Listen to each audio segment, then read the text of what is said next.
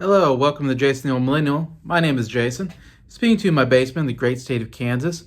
Today's video, I am continuing my ranking of every single Beatles song. This time I'm doing 60 through number 57 here on my list, so stay tuned to see what that is. Jason the Old Millennial.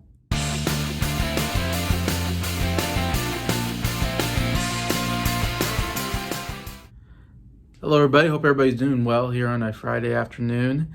And yeah, I'm continuing my ranking every single Beatles song, covering 4 more. I'm in my top 60 favorite Beatles songs. All absolutely fantastic songs, of course. And kicking it off at number 60 with Magical Mystery Tour, the title song of the album Magical Mystery Tour, the opener, of course, of that album. Yeah, Lennon McCartney song, of course. I think mostly a Paul McCartney written song. And it's a song that's probably not very high on a lot of people's lists when they talk about Beatles songs. And a lot of times when I see rankings of the album Magical Mystery Tour, this is maybe towards the middle of the album or towards the bottom. It's a great album. It's one of my favorite albums of all time, so I can totally get that. There's actually a lot of really good songs I still haven't talked about on Magical Mystery Tour, because it has so many great singles on it, of course, along with some of the classics that are on the album and in the movie. But yeah, this is such a fun song. I love the just the quick pace of it, kind of, and just the fun atmosphere of the song. You know how it just starts off with a roll up the Magical Mystery Tour. You know. And Paul, you know, dun dun dun dun dun dun, bum, bum, bum. I don't know. I just love the, and it's Paul's vocals. You know, the Magical Mystery Tour is waiting to take you. Like, man, great vocals from Paul here, and yeah, just love all them singing together on this one. It's just a really nice, just solid rock song, very catchy, and one I really like. I think I like more than most people, but. Yeah, it's here at number 60 on my list, Magical Mystery Tour. Number 59, this is one that's maybe higher on other people's list, but still pretty high on my list, and that is Get Back from Let It Be, which I think Let It Be was going to be called Get Back at first, but then or something was going to be called of course, we have the Get Back documentary now on Disney Plus, kind of talking about those times, because I feel like Get Back was one of the big songs like they're really promoting off that album. Of course, Let It Be was probably in my opinion, the best song on that album, and good, not a bad name for the album either. But I know Get Back as a name seems like they try to use quite a bit, either for that album or for other documentaries. Anyways, which is good. Of course, Lennon McCartney song. Obviously, it's more McCartney. And what's so cool about that song is when you watch the Get Back documentary, the three-part series that are like all 2-3 hours long. A lot of the songs on this Let It Be album, the idea was like they hadn't written the songs yet, or maybe written some of it, but they're kind of come together and they're showing you how they, as the Beatles, worked together on a song from start to finish. The finished product was kind of the idea behind the whole project, which was an interesting idea. A lot harder to execute, especially when you're kind of towards the end of the Beatles career, basically, and you're not getting along as well as you did early on. But one of the best moments, and I think everybody says this, and I agree, like one of the coolest moments in that documentary is watching Paul McCartney just sitting there by himself with his bass guitar, strumming it, which I've never seen someone strum a bass guitar like a regular guitar, because bass usually pluck out the individual strings. As far as I know, I'm not a bass player, but he's there strumming his bass guitar, and he's just starting to come up with lyrics for Get Back. He's sitting there just riffing on lyrics to Get Back, and it's kind of the introduction or the beginning of that song is him just sitting there just messing around on his bass guitar, and it's just so fun to watch and go, wow, that's how it's all started, that song. Him just making up stuff, and who knew, he came up with that's what Paul McCartney does, though. He just messes around, comes up with one of the great songs, comes up with hit songs in his sleep, it's just what Paul does. And so it's so cool to see him start that way. And then you see it's the song you really see progress the most, I think, during the documentary. And you see during that whole album, and they play it a ton. It's one of the songs they play a lot during that whole documentary, but really cool. It's kind of I almost want to say kind of an old school style rock song, that they kind of come together. And to be honest, for a long time, it's a song that I always thought was kind of overrated. But I don't know. Recently, I've kind of listened to the song and kind of appreciate it more. I really love the guitar playing on it, both George and John. Maybe some of John's best guitar work. I didn't realize how much he put into the solos on that song. But I love his kind of his solos. It has almost a bluesy style to it, I would say. But I love his dun dun dun dun dun dun dun dun dun dun dun dun. Like I love that whole solo that he does multiple times during the thing. But I like the bum bum bum. Like I just love those downbeats. And it's kind of a song that I don't know if, I mean, he's telling someone to get back, but I don't know if the song really makes a lot of sense. But it works really well. And it's just and again, another really just fun, nice paced rock song with some good guitar work, I think, in there.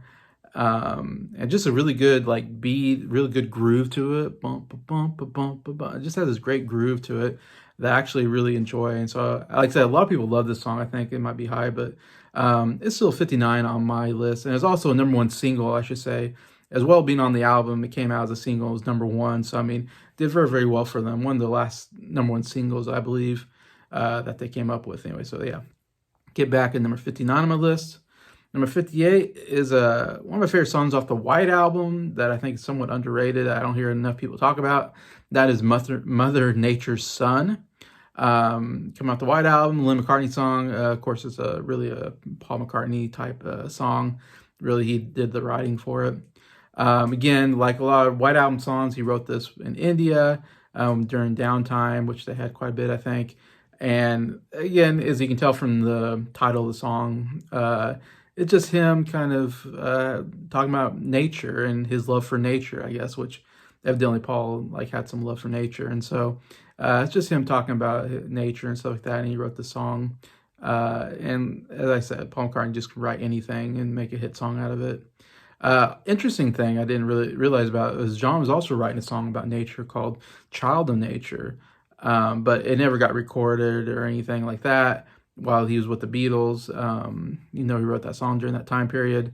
Eventually kind of revamped the song or kind of changed the lyrics around, and it would come off of his, I believe, Imagine album, and it was called Jealous Guy, which is probably my favorite John Lennon song, solo song outside the Beatles.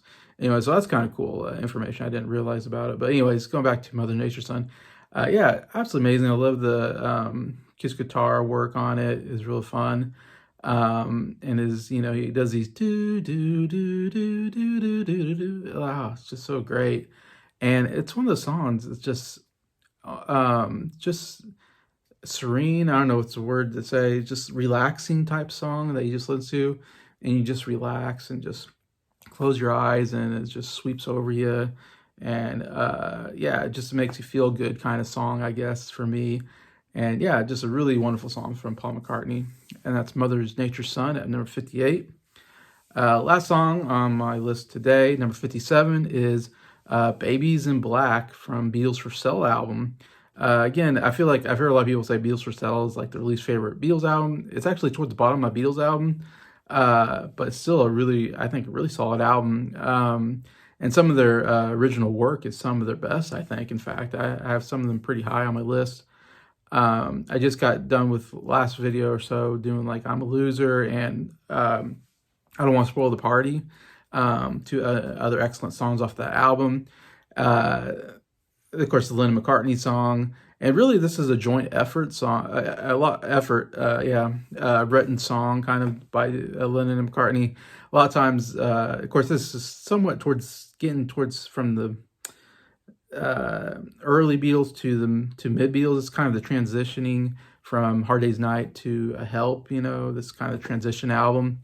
So we're definitely getting, I think, more mature lyrics, doing more studio work on some of the stuff, and definitely Bob Dylan influences, which is great, I think. But I said on before on Beatles for Sale, there's a lot of more darker songs on it, more negativity on it. And this is another one, of course, talking about a girl who going over a breakup, and she's wearing black to mourn her breakup, anyways. And them talking about that, anyways.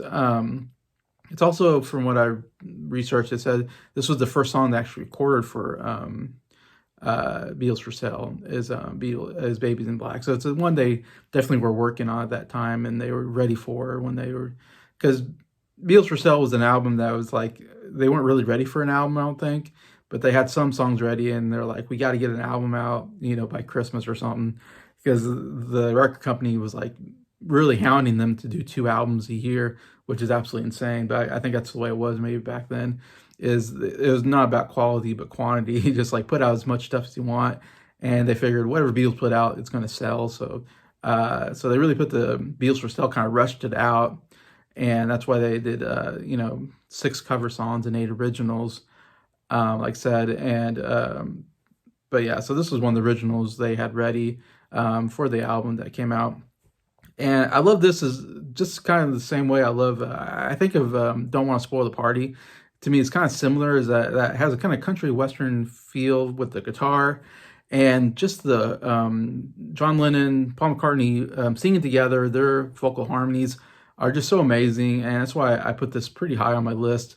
Though I Don't Want to Spoil the Party and this kind of neck and neck, even though I have this quite a bit higher. I think the other one maybe was on the last video. So I put this a little bit higher, but kind of for the same reason. I just love the harmonies so much. They sing together pretty much the whole song. And like I said, it's really kind of an underrated song. It's not a big hit song. And like I said, I almost feel like Beatles for Sale is a forgettable album. I think when you list Beatles albums, that's the one you forget about. It's, even though it has some really good songs on it, I don't know, it's just not one of their most well-known albums.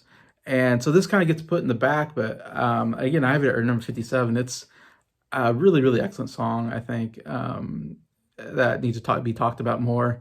But yeah, I just love they're singing together, and then they hit like this chorus, and then Paul just jumps up another level in his vocal work, Oh, how long does it take? Like when they go into that, it's like, oh my gosh, it's just so good.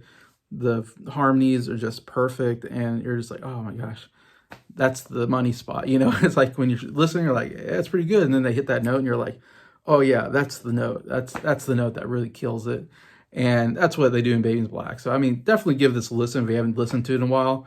It's so good and very underrated, I think. The vocal work, harmonies make this a much better song than what I think people think about it. Anyway, so yeah, so definitely check it out, Babies in Black. At number 57 on my list. So that is my list for today, 60 through 57. So feel free to comment. What do you think about these songs? What are your favorites? Love to read them. And just thank you to everybody watching this video. Thank you for commenting. Thank you for liking the video. And thank you to all the subscribers for supporting the channel. I appreciate you all, and I hope you have a great day.